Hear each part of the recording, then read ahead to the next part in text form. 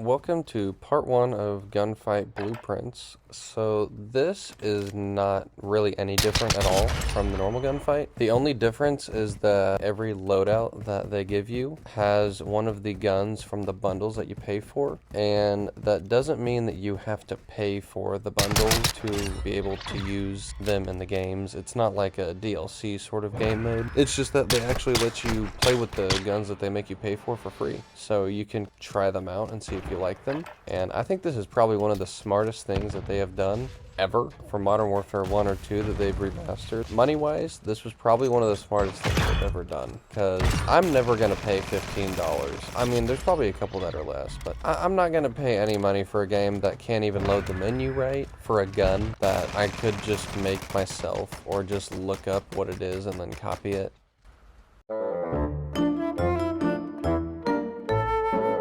There are a few that I actually like a lot after playing this, and one of them I'm not sure if it's in the clips in here or not, but there's one pistol in blue, and that thing's like a 3-shot to the head at any range, or 3-shot to the body. It's like 2-shot to the body, and then like a 3-shot to the head at 40 meters out. It's amazing. It's not like a deagle either. I don't know what it is, but I actually think that this was one of their smartest moves, and it definitely has made it more fun to play, because instead of having just plain default guns every time, you actually get a gun that was kind of made to be used, instead of just putting a red dot on an AK or something.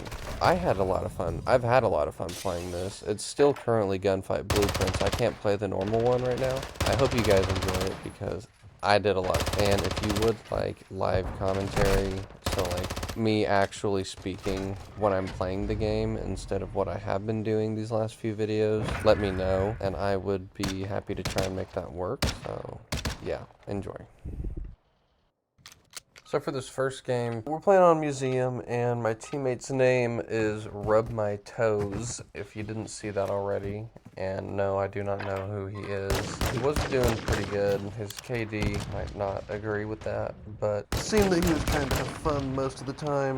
In that first round, he did a 360 for like no reason. Most of the time, he was just using throwing knives. I don't really care. I mean, if I'm playing with someone and they only get 3 or 4 kills, I don't really care if they're actually enjoying themselves, because I'd rather you actually enjoy your time on the game. And I was having some horrible lag spikes for no reason. I saw at least 2 different ones after watching it through again. Yeah, I have no idea why I was having them, because whenever I was playing, it was like midnight on like a Wednesday maybe, so I have no clue how I was losing bandwidth.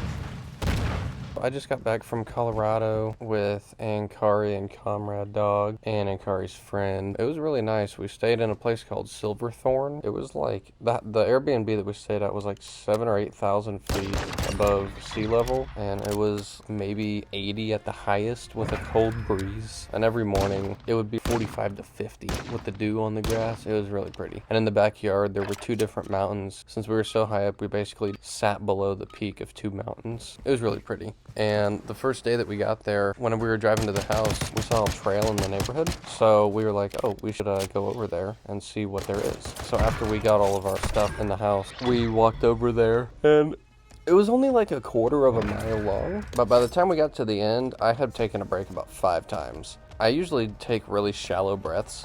I don't know why. I know there's no point to it, but I'm used to just taking quarter breaths all the time. And then there, I was doing that, and I was about to pass out. On the way there and back, we saw these 2 mooses, and at first I saw them going there, and you couldn't even tell what they were. Like, I saw them, but they were in a bunch of trees that were all dead, and they were the same color as the trees, and they're 14 feet tall. So I was looking over there, and I was like, man, that's weird that all these trees are dead. And then I saw one of the trees move, and I was like, what was that? And I realized it was a moose, because they were pretty far away. They were like a football field away. But we saw one, and I pointed it out, and then like 2 minutes later, I noticed that there was another one behind it, and I think it was a guy and a girl. But the funny thing is, I think it was 2 mornings later, Ankari's friend went out for a walk in the morning, and she went on that same trail. And then when she was walking back, one of the mooses was sitting, and yes, I know it's not mooses, but it just sounds wrong to say one of the moose.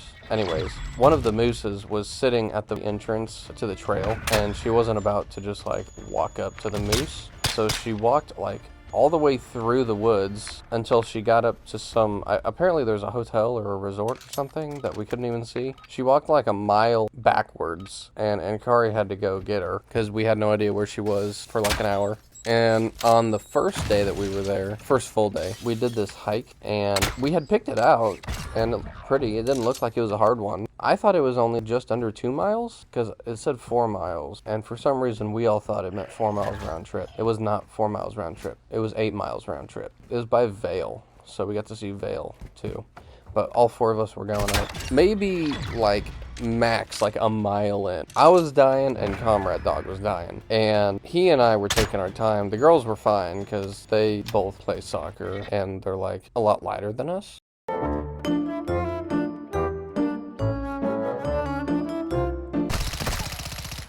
This second game was on Mercado, and it was really back and forth the whole time, but I think it would have been a lot easier if my teammate did more for the team, because we ended up playing a full 11 rounds, and he only got like 4 kills, and I don't really know how you can even do that, because that's like 22 opportunities, and he only did it 4 times. Anyways, I ended up getting a personal best of 13 kills. So it's just, you know, not as much weight for them to carry. We get about a mile and a quarter up, and I tell Comrade Dog, I'm like, I'm pretty sure we're only half a mile away. And so I go up and ask Aunt Kari. She's like, yeah, I looked at the map wrong.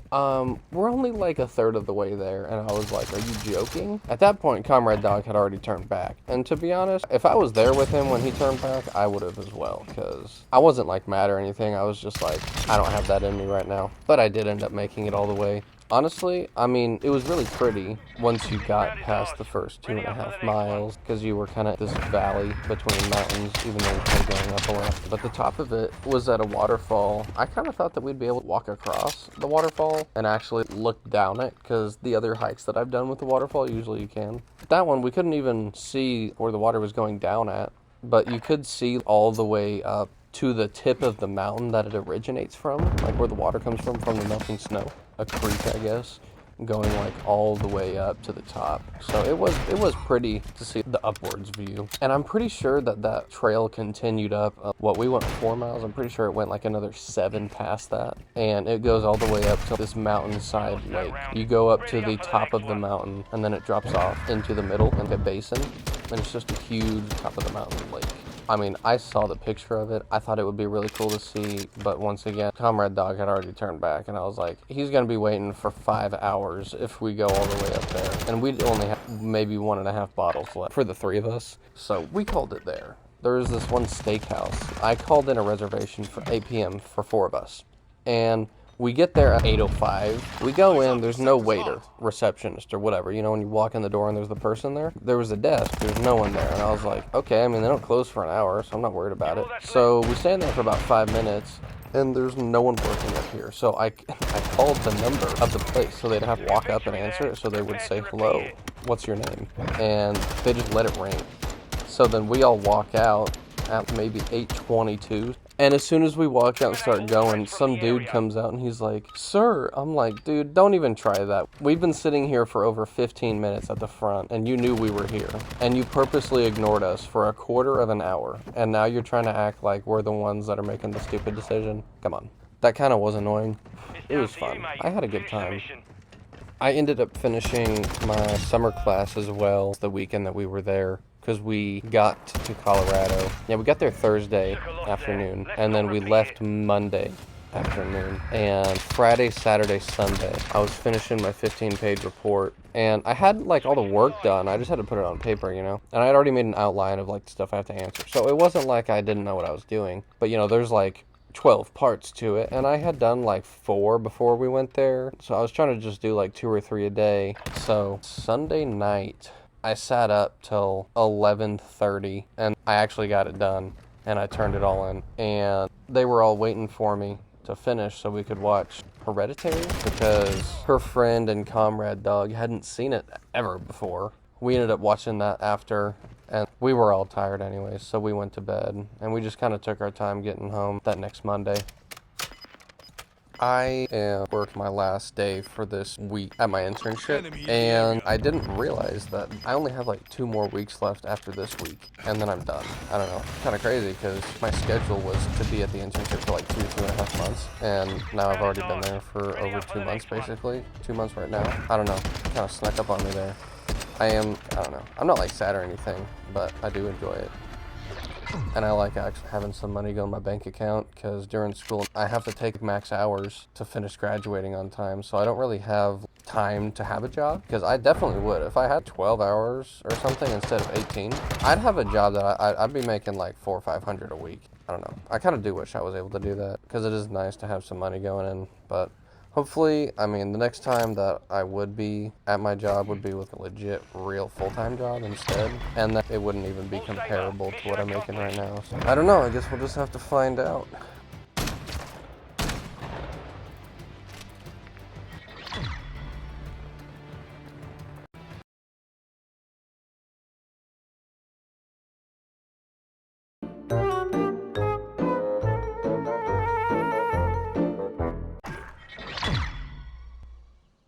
On this last game, I was playing on Museum again, and I did not know who I was playing with. I don't even remember what his name was, but we 6-0'd them, and we almost had a perfect, flawless win until my teammate died to the last guy in the last round. So that kind of blows. I'm pretty sure I actually did have a game where it was completely flawless, and it was on Museum too. I don't think it was this one.